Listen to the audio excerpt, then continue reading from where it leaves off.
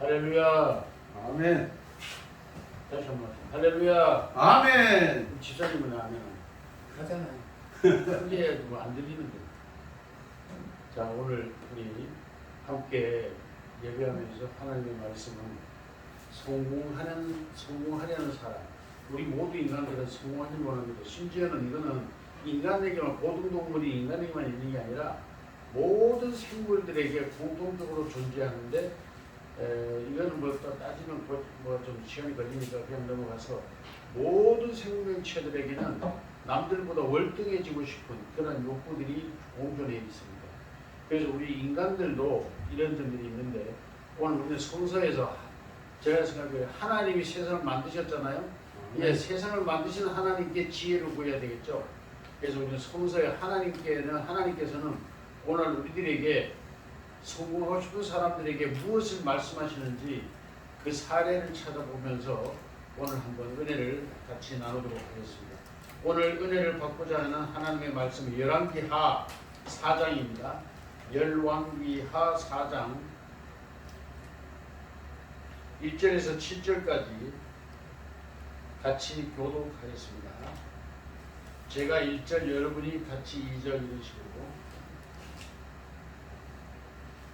열왕기하 4장 1절입니다. 찾으셨습니까? 아멘.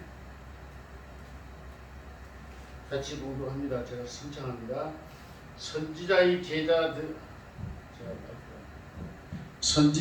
제자들의 아내 중의 한 여인이 엘리사에게 부르짖어 이르되, 당신의 종 나의 남편이 이미 죽었는데 당신의 종이 여호와를 경외한 줄을 당신이 아시는 바니이다.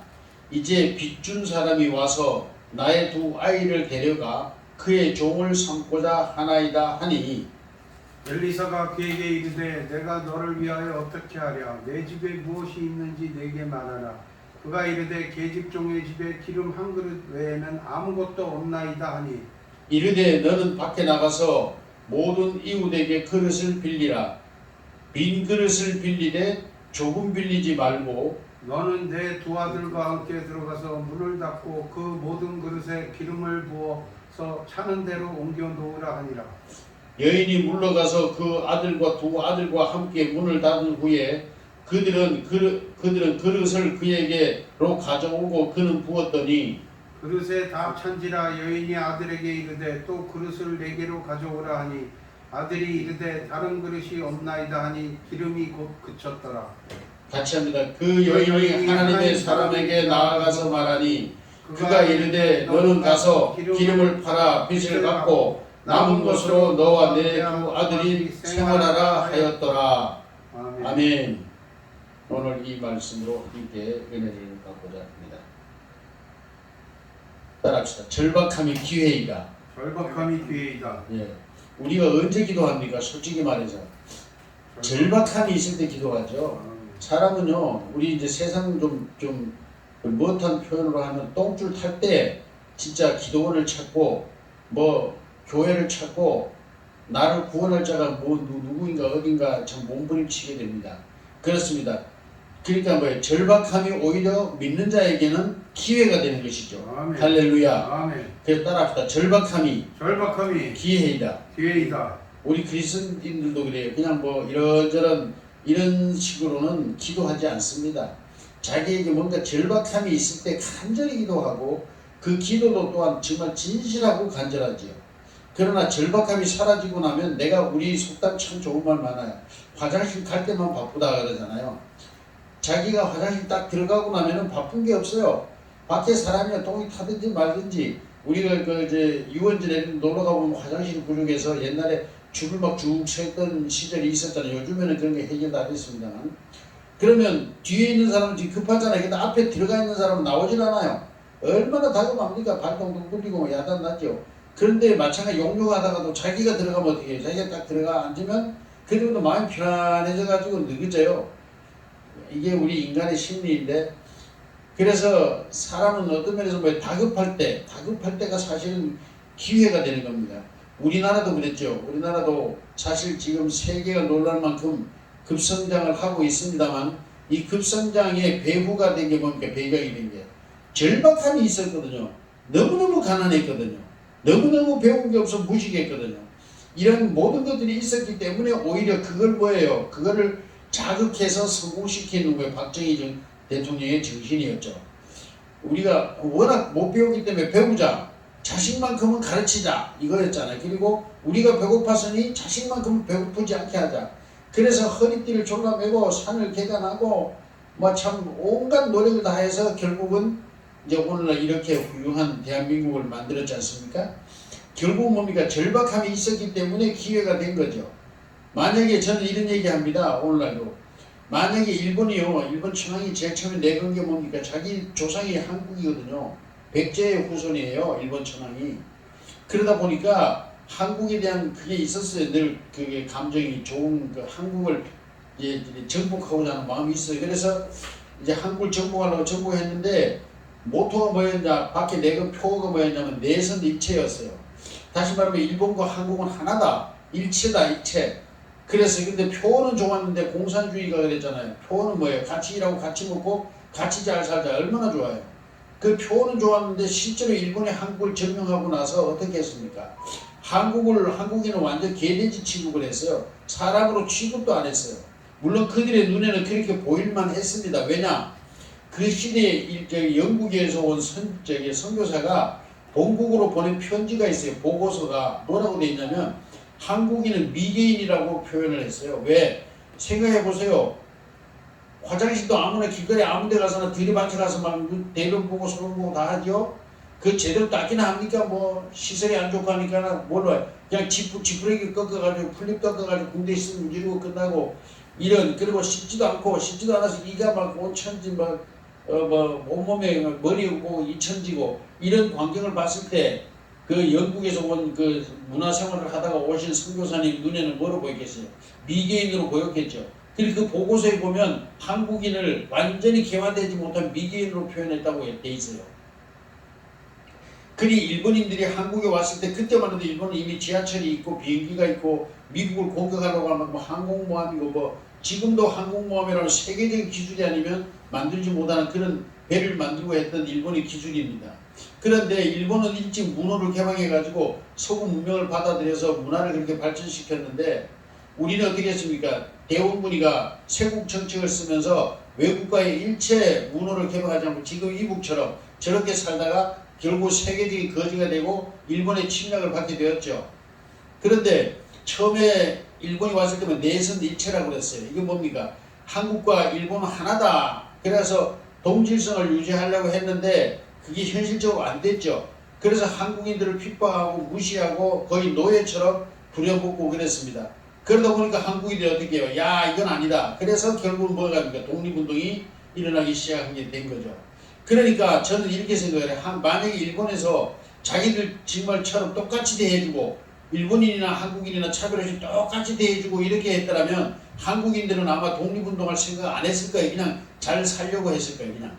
여러분 알다시피 징기스칸이나 나폴레옹이나 이런 세계적인 그 세계를 점령했던 사람들의 정치가 뭔지 아세요? 그 우리가 성경에도 나옵니다. 느부갓네살이라든가 이런 사람들이 유대를 공격해서 멸망시켰지만 거기에서 유명한 인재들을 다 데려갔죠. 데려가가지고 어떻게 했어요? 차별 없이 썼어요. 자기 부하로. 아주 신복들로. 심지어는 뭡니까? 자기 비서로까지 쓸 만큼 이렇게 문호를 개방했어요. 그러니까 우리가 일화가 있습니다. 징기스칸이 유럽을 점령할 때 그 당시만 해도 유럽은 어떻게 했습니까? 그 귀족 사회였잖아요. 평민들은 뭐 사람 취급을 못 받았잖아요.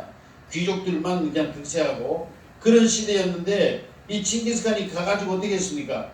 한 나라를 점령하면 그 나라의 인재들 다 써요. 한 사람은 차별 없이 신분이 높고 낮고 차별 없이 무슨 기술을 가졌든지 무슨 재능이 있든지 차별 없이 다 썼습니다. 그러니까 이 백성들 입장에서는 나폴레옹이 오히려 뭐예요? 구세주인 거예요. 그러니까 오히려 그 귀족 정치로부터 자기를 해방시켜줬잖아요. 그러니까 오히려 그것이 이웃 나라로까지 다 소문이 날 거 아닙니까? 이웃 나라들로. 그러니까 오히려 나폴레옹이 쳐들어오면 백성들은 싸울 생각은 안 하고 환영을 했다는 겁니다. 나폴레옹이 쳐들어오는 것을 오히려 환영했다는 겁니다.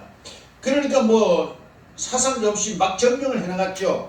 바로 그겁니다.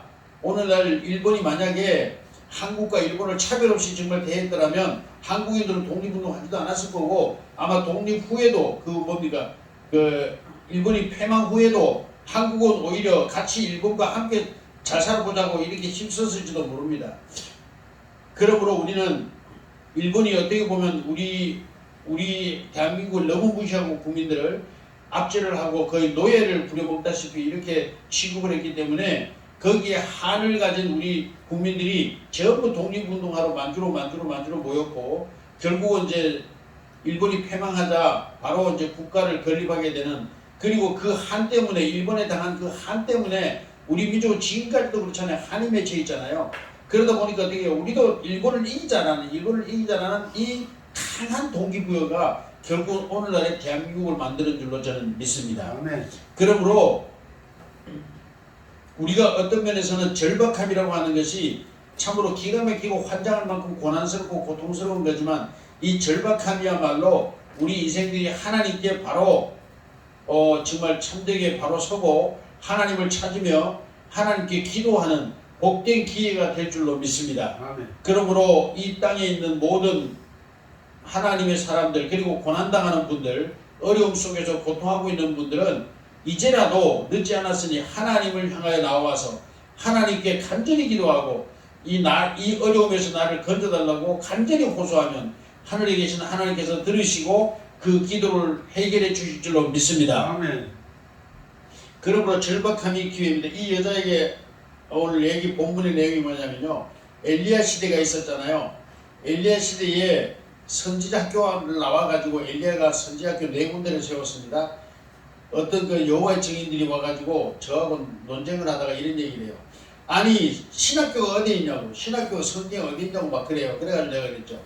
아니 성경을 읽는다면서 당신들이 여호와의 증인이라면서 그것도 몰라? 그러면서 제가 그랬죠. 구약에 보면 있어. 그러니까 어디 있냐.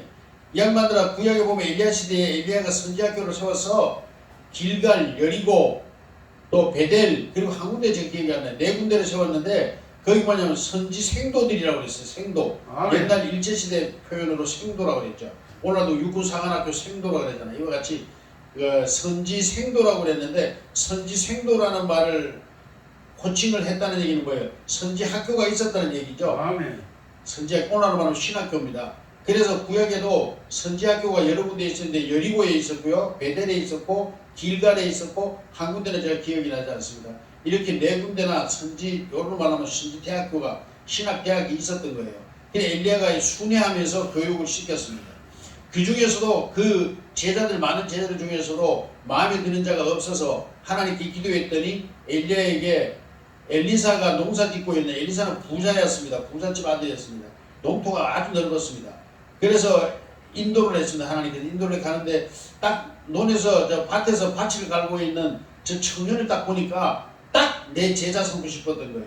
그래가지고는 불렀어요. 나를 따라오너라. 그러니까 물론 엘리사는 알죠. 엘리야가 그 시대에 이스라엘 백성들이랑 모를 사람이 없을 만큼 오늘 믿는 사람이나 안 믿는 사람이나 우리나라에서 조용기 목사가 그러면 모르는 사람이 없잖아요. 이와 같이 엘리야는 그 당시에 위대한 하나님의 종이로 인정받고 있었기 때문에 엘리야가 부르니까 그냥 팽개치고 그냥 베드로가 물고기 잡은 거 다 팽개치고 예수님 따른 것처럼 바로 모든 걸 팽개쳐놓고 그냥 엘리야를 따라 나섭니다.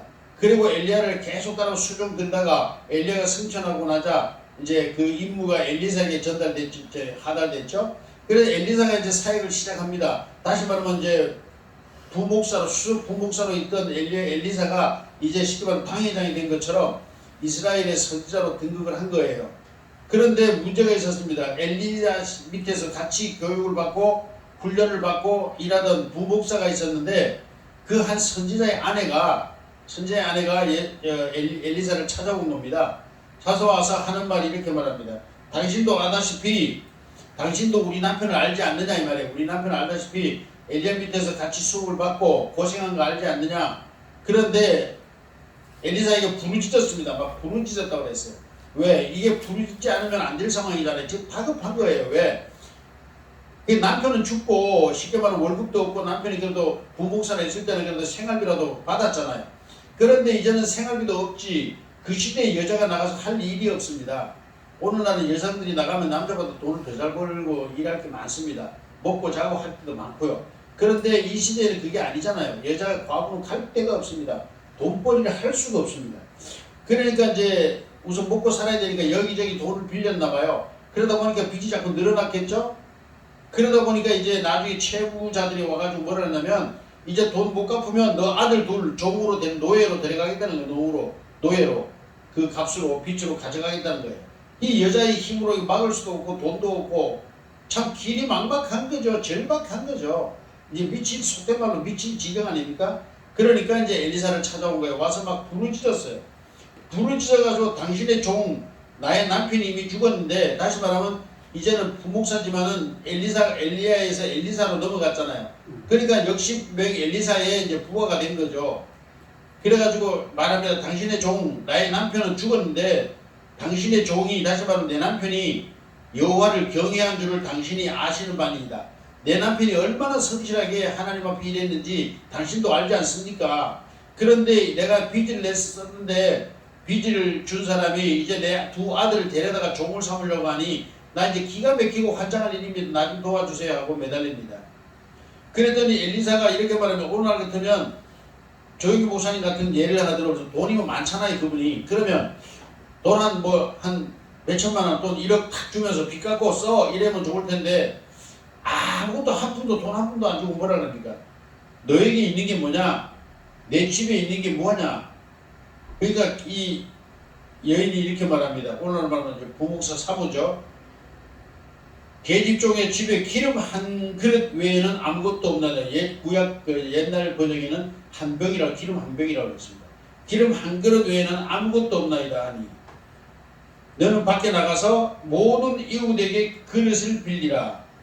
그릇을 빌리되 조금 빌리지 말고 많이 빌리라. 그리고 내 두 아들과 함께 들어가서 문을 닫고 그 모든 그릇에 기름을 부어 차는 대로 옮겨 놓으라. 그렇게 명령을 합니다. 여기 제일 중요한 게 뭡니까? 내 집에 무엇이 있는지 내게 말하라. 그 다음에 기름 한 병 외에는 아무것도 없나이다. 그렇게 말하죠. 그 다음에 뭐예요? 너는 밖에 나가서 모든 이웃에게 그릇을 빌리라. 그릇을 빌리되 뭐예요? 조금 말고 많이 빌리라. 그 다음에 두 아들과 함께 들어가서 문을 닫고 그릇에 기름을 부어서 차는 대로 옮겨 놓으라. 그렇게 명령했습니다. 그랬더니 여인이 물러가서 시키는 대로 합니다. 이웃에 가서 두 아들과 함께 이웃집 돌아다니면서 전부 그릇을 빌립니다. 빈 그릇을 빌립니다. 그리고 그릇을 모아가지고 방 안에 가득 쌓아놓고 이제 쌓아놓고는 엘리사가 시킨 대로 문을 닫고 아무도 못 보게 문을 닫고 은밀한 가운데 여인이 먼저 이 그릇에 한 그릇에 있는 기름을 시급한 대에다 붓습니다. 부었더니 가득 찹니다. 그래서 옮겨 놓으니까 또 계속 기름이 흘러 넘칩니다. 산에서 계속 흘러 넘칩니다. 그래서 그릇을 다 채우고 그릇 없어 그러니까 이제 아들이 엄마 이제 그릇 없어 다 떨어졌어 그러니까 기름이 멈췄더라. 할렐루야. 아멘. 오늘 이 주제의 본문을 가지고 오늘 우리가 은혜를 받고자 하는데요. 첫째 뭡니까? 따라합시다. 절박함이 기회이다. 우리는 가끔 그래서 우리는 절망 중에 자살하는 사람도 많고 저도 솔직히 인생 그만 살고 싶어서 자살을 몇 번이나 생각했던 사람입니다. 여러분 잘 알다시피 조영기 목사님의 장모이기도 한 최자실 목사님 잘 알죠. 그분의 간증을 보면 그랬어요. 사업을 하다 남편은 죽고 자식들하고 살려고 사업을 하다가 빚을 많이 지고 이제는 부도가 나서 도저히 빚을 갚을 정신없고 부도가 나서 감옥을 가야 될 형편이었답니다.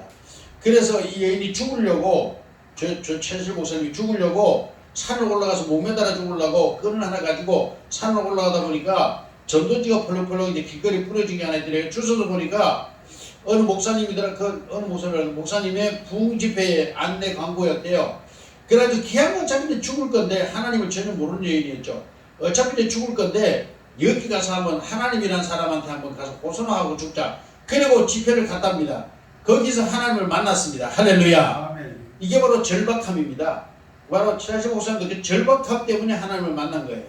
그래 거기서 은혜를 받고 그때부터 예수님을 영접하고 날마다 기도에 힘쓰다가 어디 됐어요? 조영기 목사님을 만났고 거기서 둘이 힘을 합해서 어디 됐어요? 세계적인 교회를 이룩해냈습니다. 할렐루야. 그리고 그 자녀들 김성강 목사도 지금 이제 별세하셨지만 이제 그 훌륭한 자녀들도 많이 길러내고 이렇게 사위도 훌륭한 사위로 세계적인 사위로 길러내고 하는 이런 기회가 우리 최재실 목사님에게 있었던 겁니다. 만약에 최재실 목사가 사업이 계속 잘 되고 승승장구했더라면 그가 예수 믿었을까요? 안 믿었겠죠. 세계적인 참 그 여성으로서 성장할 수도 없었겠죠. 바로 그의 절박함이 그를 하나님을 만나게 했던 겁니다. 여러분 이 설교를 듣는 유튜브를 통해서 듣는 수많은 사람들 고난 중에 슬픔 중에 있더라도 절대로 낙심하거나 좌절하지 마십시오. 절박함이 기회가 되는 것입니다. 할렐루야. 그러므로 여러분은 하나님을 만나야 기회라는 것을 기억하시고 이때야말로 하나님을 만나는 기회로 삼고 축복의 기회가 되시기를 예수님의 이름으로 축복합니다. 아멘. 문제는 평소에 신용이 있어야 돼요. 여러분 오늘 여인이 이렇게 말하잖아요. 엘리사에게. 당신도 알다시피 내 남편이 어떤 사람이었습니까?를 주장합니다. 그렇습니다. 오늘날도 그래 우리도 그래요. 사업을 하든 뭘 하든 신용이 있어야지. 신용을 잃어버리면 내가 위급할 때 도움을 받을 수가 없습니다. 이 여인의 남편은 아주 성실했고 이 여인도 성실히 하나님을 섬긴 것을 엘리사가 알 정도로 성실함을 보였다는 것을 우리가 기억해야 됩니다. 우리는 평소에 신용을 가지고 살아야 합니다. 신용이 없는 사람은 위급할 때 도움을 받을 수가 없습니다. 따라합시다. 평소에 신용을 가지고 살자. 신용을 지켜야 됩니다. 믿을 수 없는 사람이라는 소문이 나면 어디에도 도움을 받을 수도 없습니다. 저는 그렇게 말씀드립니다. 하나님께 저는 약속을 많이 어겼습니다. 신용을 잃었습니다.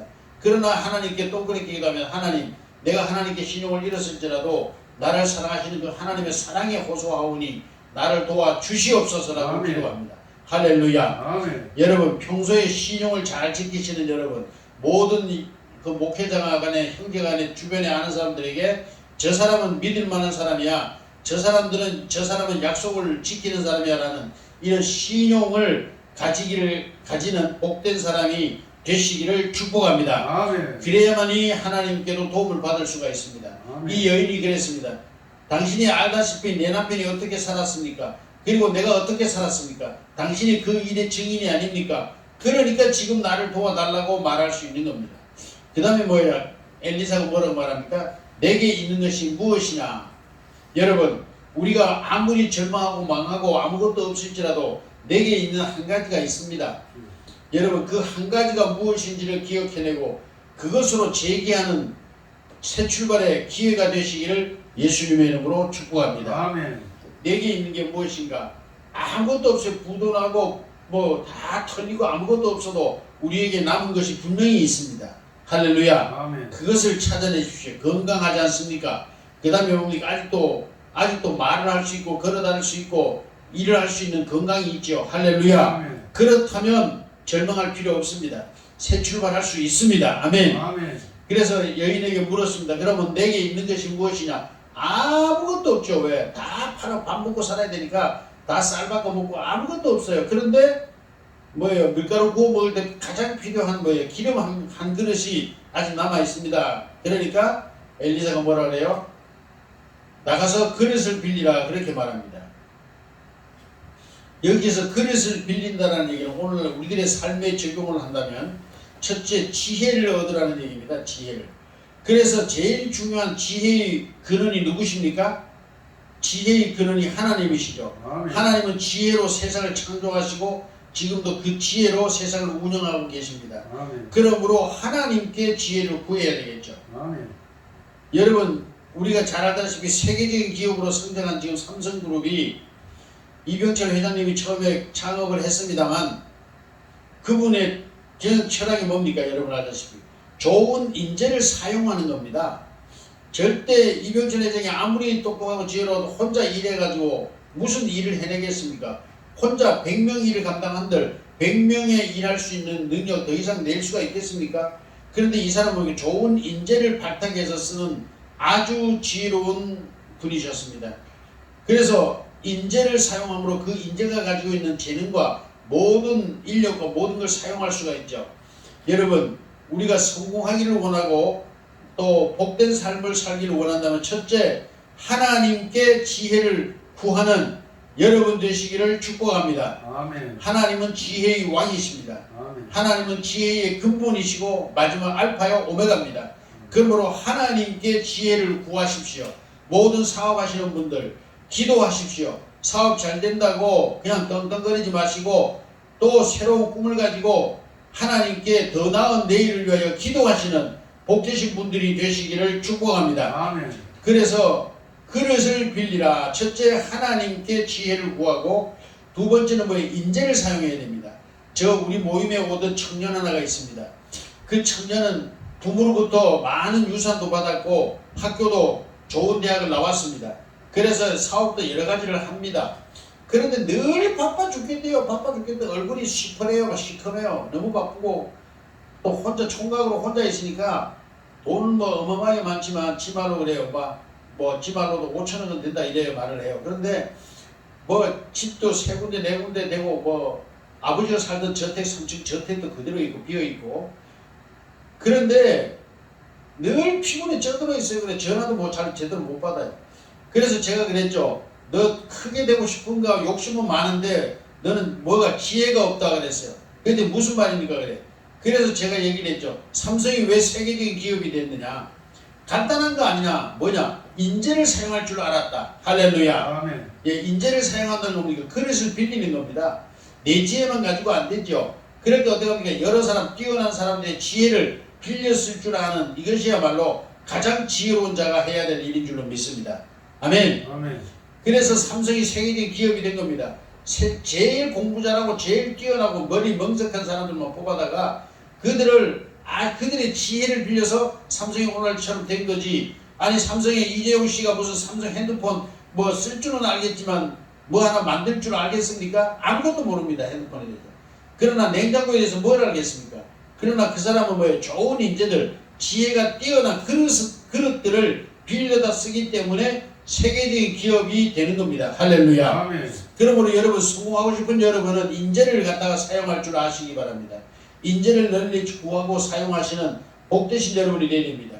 오늘 많은 사람들이 단순 노동이라 하면 뭐 인건비 줄이기 위해서 사람을 자르고 하지만 회사에서 유능한 인재들을 가지고 있는 지혜를 사용하기 위해서는 오히려 회사 인원을 늘려야 합니다. 그래서 그들의 지혜를 회사를 발전시키는데 사용할 줄 아는 지혜로운 그러한 복 있는 경영자들이 많이 나타나기를 주의 이름으로 축복합니다. 아멘. 그러므로 여러분 성공하고자 한다면 인재를 사용할 줄 알아야 된다. 인재를 널리 구해라. 그래서 이게 보니까 그릇을 빌리는 겁니다. 빌리되 뭐라 많이 빌리라고 그랬습니다. 그렇습니다. 빌리되 많이 빌려야 합니다. 그래서 제가 삼성 다니는 분들과도 대화를 해보면 이런 얘기를 연구진들은요. 그 경쟁이 이루말할 수가 없어요. 막 말도 못하는 경쟁 속에서 그들은 그 연구에 매진합니다. 그리고 또 연구에 성공을 하면 그만한 충분한 대가를 지불해 줍니다. 그러니까 이분들은 죽기 살기로 자기들의 온갖 지혜를 다 짜내서 그런 새로운 기계를 발명해내고 더 나은 좀 더 나은 이런 더 나은 물품들을 만들어내기 세계적인 물품들을 만들어내기 때문에 오늘날의 삼성이 된 줄로 믿습니다. 아멘. 할렐루야. 아멘. 그러므로 여러분 기업하시는 분들도 인재를 널리 구하시고 인재를 사용하는데 돈을 아끼지 말기를 주님의 이름으로 권면드립니다. 할렐루야. 아멘. 그 다음에 뭐 협력을 얻어내야 됩니다. 협력. 여기도 보면 두 아들의 협력이 적극적이었습니다. 만약에 여인이 혼자서 그릇을 들고 기름을 붓는다면 어떻게 되겠습니까? 방바닥에 널려있는 미리 깔아놓은 그릇에만 채우고 쌓아놓은 기름에는 그릇에 기름을 채우지 못했겠죠. 두 아들의 협력이 필수적이었습니다. 그리고 여기서 또 한 가지 얻어야 될 지혜가 있습니다.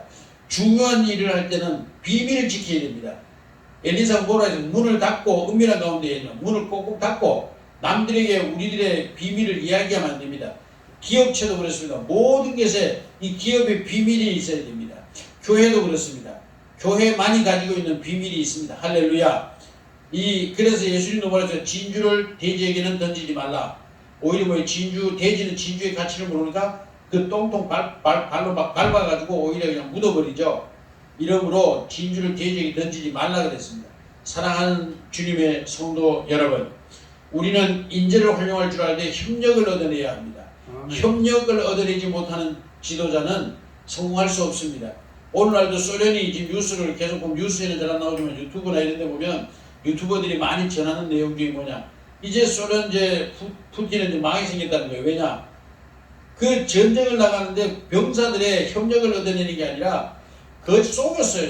병사들이, 우크라이나 병사들이, 잡힌 사람들이, 소련 군인들이 이렇게 막 우리는 훈련하러 왔다, 전쟁하러 온 게 아니다 그러면서 진짜 훈련인 줄 알고 우크라이나로 징교 갔다는 겁니다. 그러니 전쟁할 생각이 아예 없었던 겁니다. 바로 이런 군사들을 데리고 남의 나라를 점령하려고 했는 푸틴이야말로 어리석은 사람입니다. 우리나라도 그렇습니다. 그 중국에 거대 100만, 200만 막 이런 50만, 60만, 100 이런 병력이 쳐들어왔을 때 고구려와 고구려가 어떻게 했습니까? 3만과 5만을 가지고도 30만 대군을 무찌르고 100만 대군을 무찌르는 역사가 우리에게는 많이 있습니다. 할렐루야. 그럴 때 장군들이 최후 먼저 한 게 뭡니까? 온 백성과 병사들의 뭐예요? 협력을 이끌어냈습니다. 우리가 죽기로 항전해가지고 저들을 무찌를 수 있다라고 하는 항전의 의지를 불사르니까 그 많은 그 명나라와 당나라의 군대를 물리칠 수 있었던 겁니다. 할렐루야. 우리가 그 우크라이나의 백성도 그랬답니다. 국민들이. 그 원래 대통령이 지금 이름은 모릅니다. 그 대통령이 출신이 코미디언 출신이랍니다. 웃기는 사람들 웃기는 코미디언 출신인데, 코미디언 출신이 어쩌다가 대통령이 됐는데 사람들이 얼마나 무시하겠습니까? 그거 뭐 학벌이 제대로 좋습니까? 뭐 과거 경력이 좋습니까? 그냥 사람 웃기다가 이제 국민들이 지지를 받아가지고 대통령은 됐는데, 그래서 참 무시했답니다. 그런데 이 우크라이나 대통령이 미국에서 전화가 여러 번 왔대요. 뭐라고? 당신 암살 위기가 있으니까 당신을 보호해주겠다. 미국으로 대피시키겠다니까 나는 안 간다. 나는 이 나라에서 우리 백성들과 함께 전쟁에 참여하겠다라고 선언했습니다.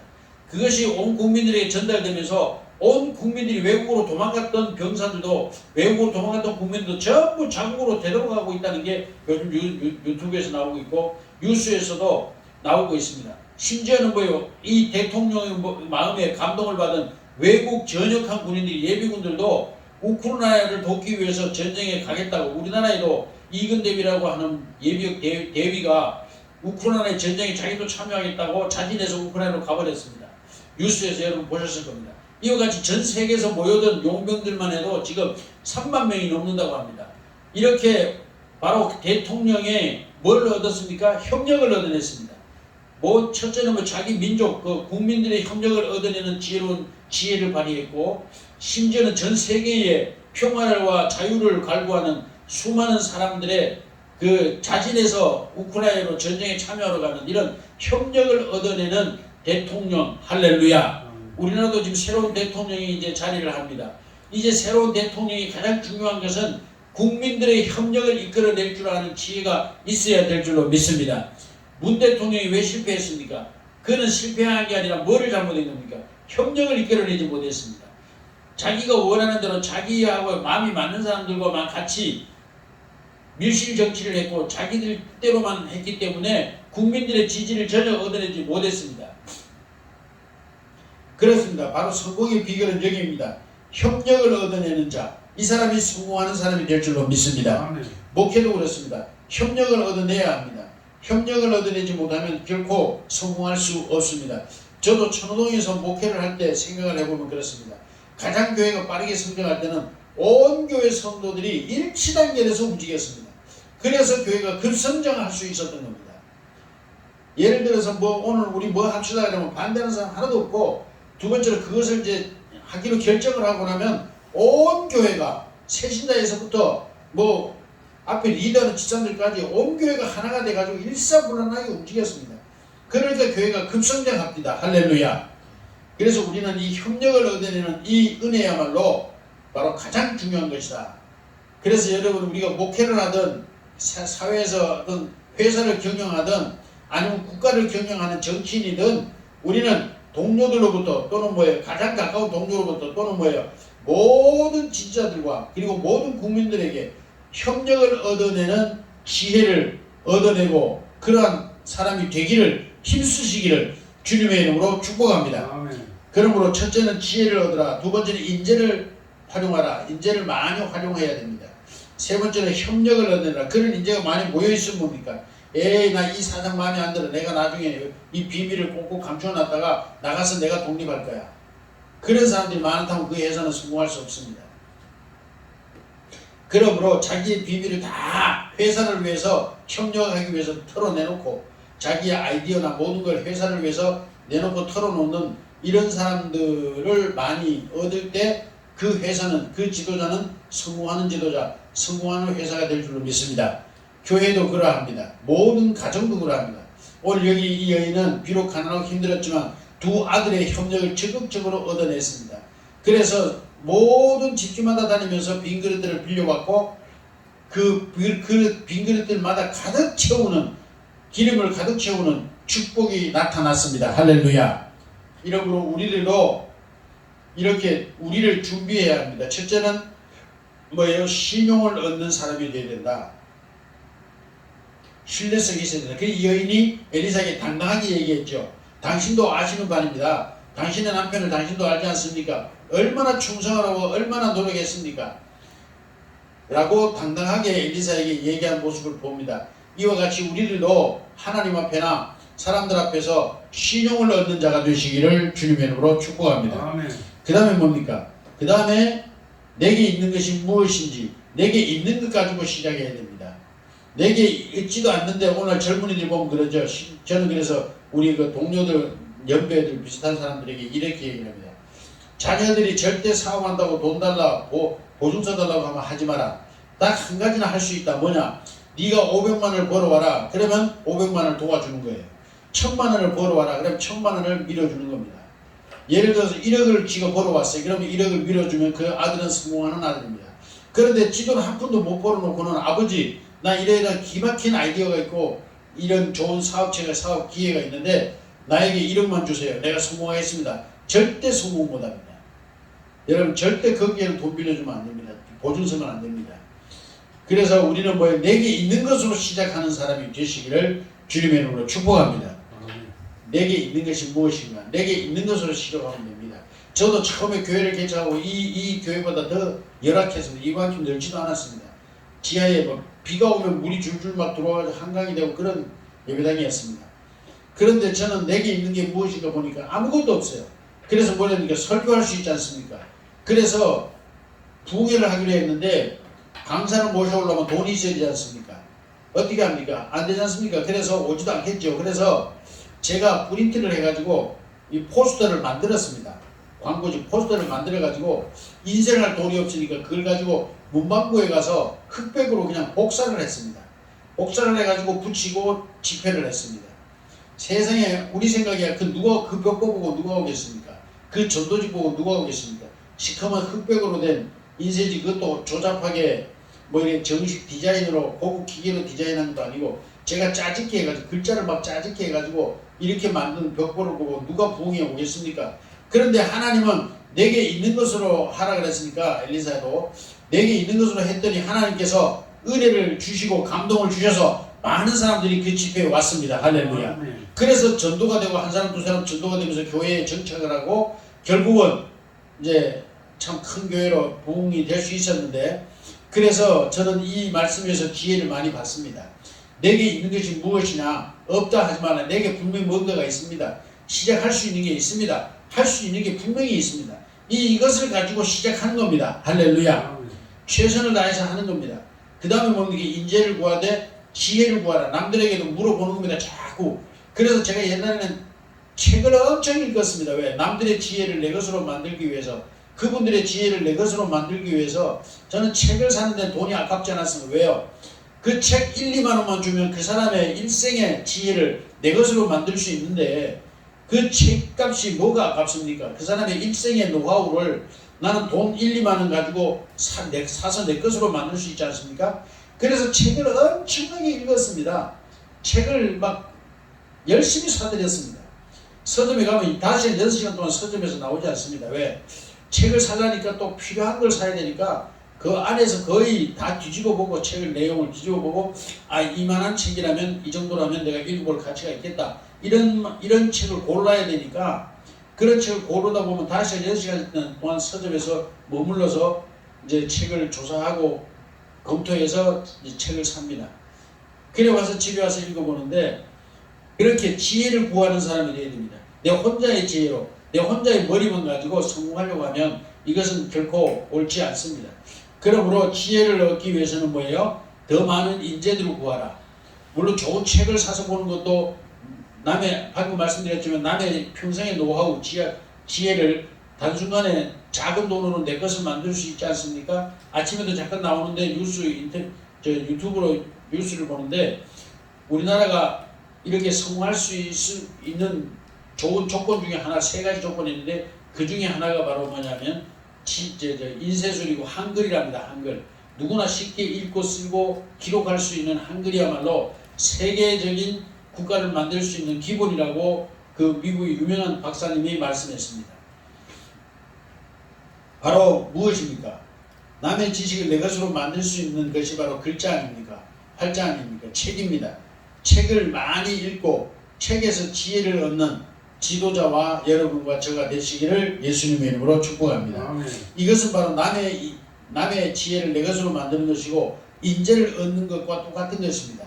많은 인재를 나의 사람으로 만드는 것과 같은 이치인 것입니다. 그 다음에 가장 중요한 것은 협력을 얻어내는 겁니다. 협력을 얻어낼 줄 아는 사람만이 성공할 수 있습니다. 우리 대선 선거 이 과정에서도 우리가 지켜봤듯이 내 주변에 있는 사람들의 협력을 얻어내지 못하면 결코 성공할 수 없습니다.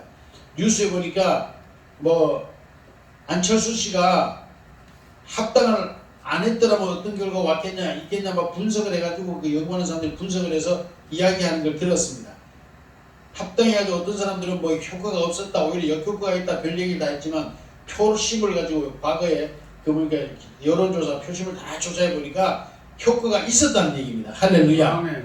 그러므로 우리는 바로 이렇게 협력을 얻어낼 수 있는 지도자만이 새로운 일을 할 수 있고 큰 일을 할 수 있고 국가든 가정이든 기업체든 제대로 이끌어내고 새로운 일을 하고 큰 일을 하게 되는 지혜를 여러분 오늘 이 말씀 속에서 얻게 되는 은혜가 있기를 축복합니다. 아멘. 그러므로 우리도 이러한 삶이 되되 중요한 것은 뭡니까? 준비된 만큼만 얻는다. 따라합시다. 준비된 만큼만 얻는다. 준비된 만큼만 얻는다. 오늘 젊은이들 중에 많은 사람들이 있습니다. 아유 아버지 나 한번 도와줘요. 내가 성공할 수 있어요. 그런데 그는 성공할 수가 없습니다. 왜? 준비되지 않았기 때문입니다. 여러분 오늘 여기도 말하고 있습니다. 그릇을 빌린 만큼만 기름이 찼습니다. 할렐루야. 아멘. 이게 준비된 만큼 그릇을 준비한 만큼만 기름이 찼던 겁니다. 오늘 우리들도 그렇습니다. 너무 많은 욕심을 내지 마십시오. 준비된 만큼만 얻습니다. 저도 그렇게 기도합니다. 하나님 내가 하나님의 큰일을 하고 싶지만 더 이상 내가 큰일을 할 수 있을까요? 없을까요? 없습니다. 내가 준비된 만큼만 할 수 있는 겁니다. 할렐루야. 그러기 위해서 뭡니까? 아까 말씀드린 것처럼 지혜를 구하고 더 끝없이 노력하고 더 많은 일을 하고 싶다면 더 큰 일을 하고 싶다면 더 많은 지혜를 얻기 위해서 열심히 책을 읽고 다른 사람들의 지혜를 구하고 협력자를 구하는 이러한 은혜가 있으면 더 큰 일을 하게 될 줄로 믿습니다. 할렐루야. 따라합시다. 준비된 만큼만 얻는다. 준비된 만큼만 얻는다. 기도하겠습니다. 지혜로 세상을 창조하시고 지혜로 세상을 운행하시며 또 지혜로 새로운 세상을 만드시고 인류의 구원과 함께 예수 그리스도의 나라를 지금도 창조하고 계시는 하나님 아버지, 우리는 지혜의 하나님을 믿습니다.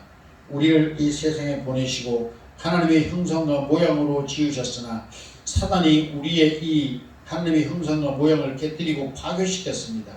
그러나 우리 주 예수 그리스도로 말미암아 우리에게 성령을 보내사 우리를 하나님의 자녀로 다시 회복시켜 주시고 우리에게 지혜와 명철을 주셔서 이 세상을 지혜롭게 살도록 지혜롭게 살아가라고 말씀하셨습니다. 그러므로 오늘도 이 절망 중에 빠진 한 여인이 하나님의 종 엘리사를 찾아와 삶을 회복한 것처럼 우리들도 하나님께 부르짖고 하나님께 기도하고 하나님의 지혜를 얻어서 방법을 얻어서 문제를 해결받고 새로운 삶을 축복으로 이끌어내는 이 지혜로운 선자의 아내와 같은 은혜가 저희들에게도 있게 하여 주시옵소서. 낙심하지 말며 어떤 절망과 어려움 속에서도 낙심하지 말며 하나님께 기도하고 이 절박함으로 하나님께 호소하면 하나님이 들으시고 우리의 기도를 이루어 주는 줄로 믿사오니 주여 우리에게 성령으로 충만하게 하사 우리로 하나님을 향하여 기도하는 백성들, 기도하는 그리스도인들이 되도록 축복하여 주시옵소서. 저희에게 지혜를 주시옵소서. 구하는 자에게 후히 주시고 꾸짖지 아니하신다 하셨사오니 하나님이여 구하는 자마다 받게 하시고 찾는 자들에게 찾게 찾아지게 하시고 아버지 하나님 두드리는 자에게 열려지는 하나님의 은혜와 축복이 이 말씀을 듣고 하나님께 기도하며 하나님께 회개하며 새로운 하나님의 은혜를 갈구하는 모든 자들에게 축복하여 주시옵소서. 응답하여 주시옵소서. 예수님의 이름으로 기도드리옵나이다. 아멘. 우선 누구 찬송가 하나. 네.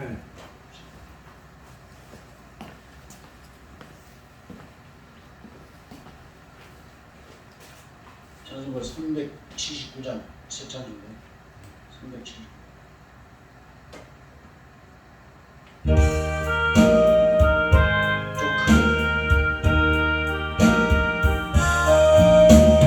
주의 말씀 듣고서 준행하는 자는 반석 위에 더 닦고 집을 지은다가 비가 오고 물나며 바람 부딪혀도 반석 위에 세운 일 넘어지지 않네.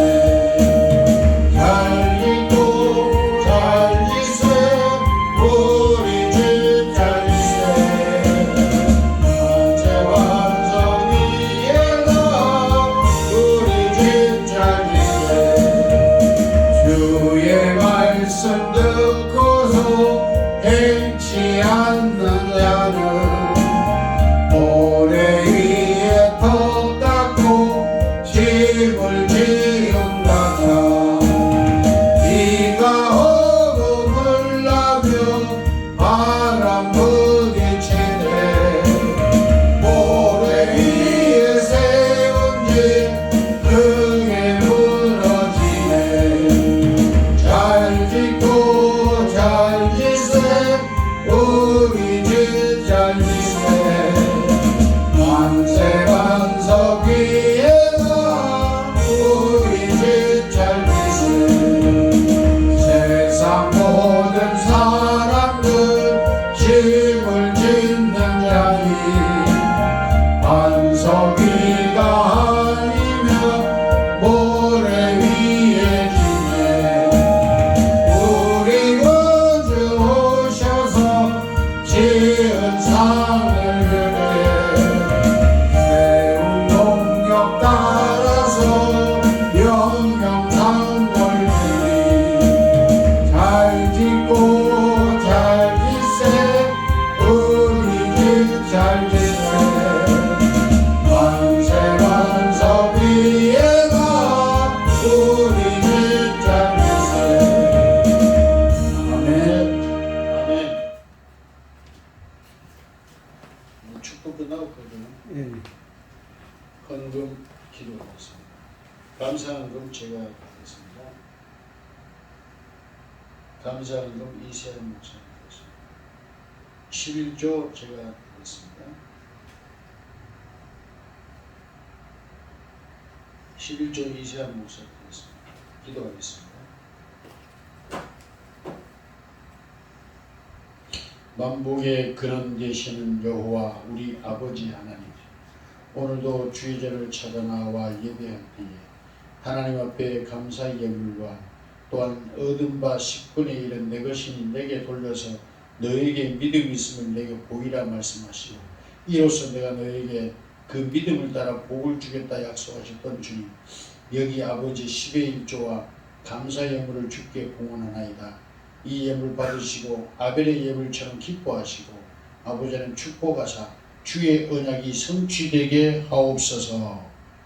아버지 하나님, 땅에서 귀한 것으로 심었으니 귀한 것을 얻게 하사 저들의 삶이 오늘 여기 수냄역한 선지자의 아내처럼 위기를 당한 선지자의 아내처럼 위기가 축복이 되는 복된 삶 열매가 맺어지게 하옵소서. 아멘. 예수님의 이름으로 축복하고 기도하옵나이다. 아멘. 아멘. 이제는 우리 주 예수 그리스도의 은혜와 아버지 하나님의 무한하신 사랑하심과 성령님 오늘도 살아 역사하셔서 말씀을 성취시키시는 그 놀랍고 크신 은총과 은혜가 오늘도 이 말씀을 듣고 준행하며 하나님을 경외하며 기도하며 진리를 따라 살기를 소망하는 여기 하나님의 거룩한 사람들 머리 위에 영원까지 함께 하실지어다. 아멘. 예. 이거 꺼줘. 아니 그거 말고 이거 좀. 네. 네. 예. 네?